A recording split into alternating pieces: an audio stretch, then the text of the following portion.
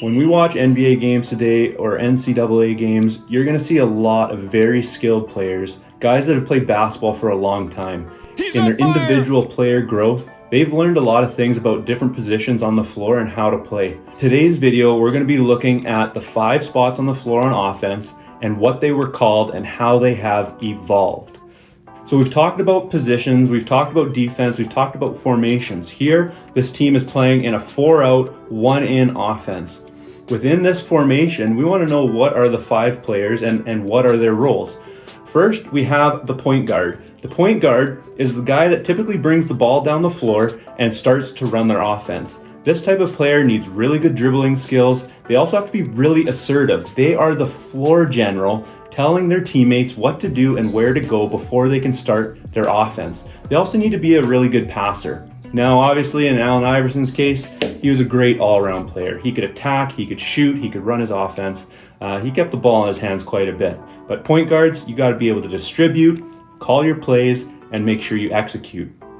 The second position on the floor is called a shooting guard. Here, Steph Curry, we all know him. He's an amazing shooter. Best three-point shooter, best shooter in the history of the NBA, in the history of the game of basketball. Shooting guards were guys that would come down, be able to cut really well, maybe set a screen, get open, and when they'd catch, they would look to shoot first. Maybe they'd pump fake, take a step in, take a shot, or if they made the right cut off the right screen, they'd be wide open, and they were just dead-eye shooters that would sink their shots every time. The third position we have is called a small forward. Larry Bird over here would be a prime example of that. Just a really good all-around player. Can play defense, can guard maybe slightly bigger players, can shoot, can rebound, can cut, can pass, can play his role efficiently in the offense that the team is running. And so that's a small forward. A lot of times coaches like putting these small forwards as the inbounders, as they're a little bit taller, they can see over the defender, and they can still make a good pass. The fourth position is called the power forward. Now, if you've ever watched LeBron James play, you know how powerful this man is. He is an absolute beast. He is a train. Nobody wants to get in his way to take a charge if he's making his way to the rim. Power forwards are guys, once again, all around athletic, and they kind of need to be that Swiss Army knife where they can rebound, they can shoot, they can drive the lane, they can play defense on bigger guys, and really just be that muscle for their lineup. The fifth player is the center. Shaq here, Superman. Obviously, a lot of times these players are the tallest on the floor. They are really good at finishing at the rim. They know how to box out. They set screens really well. And a lot of their shots are from within the key, not far away, because typically, well, in the past, they haven't been the greatest three-point shooters, because when you're 7'2", your mechanics for shooting can be a little bit trickier than if you're a 6'3" guard like Curry. So those are the 5 spots on the floor. Now, a lot of times coaches aren't going to call you and say, hey, play shooting guard or play center. No, there's a number system, and that number system is 1, 2, 3, 4, and 5. 1 is the point guard, 2 is the shooting guard, 3 is the small forward, 4 is the power forward, and 5 is the center. Positions in basketball have also evolved.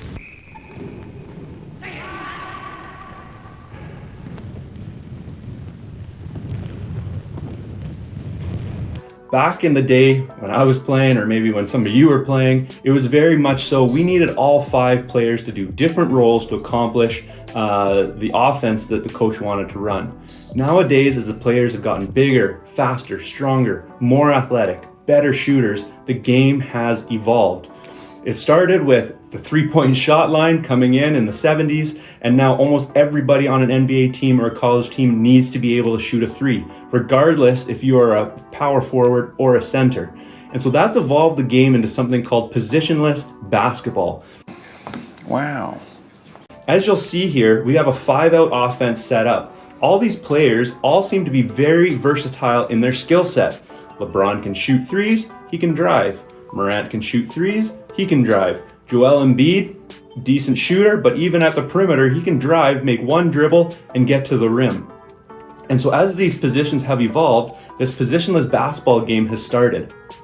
Even at crucial times in the game, You can see players like Giannis Antetokounmpo, who's a 7-footer, be playing point guard. Or Kevin Durant, who's a 7-footer as well, and he's bringing the ball down, or he's looking to take the game-winning 3 at the end of the shot clock. And so all these positions have started to merge together where we need all-around players. And so even though maybe on your team you might be the tallest kid, don't just settle to learn how to play with your back against the basket and post moves and in close shots. Always look to expand your game.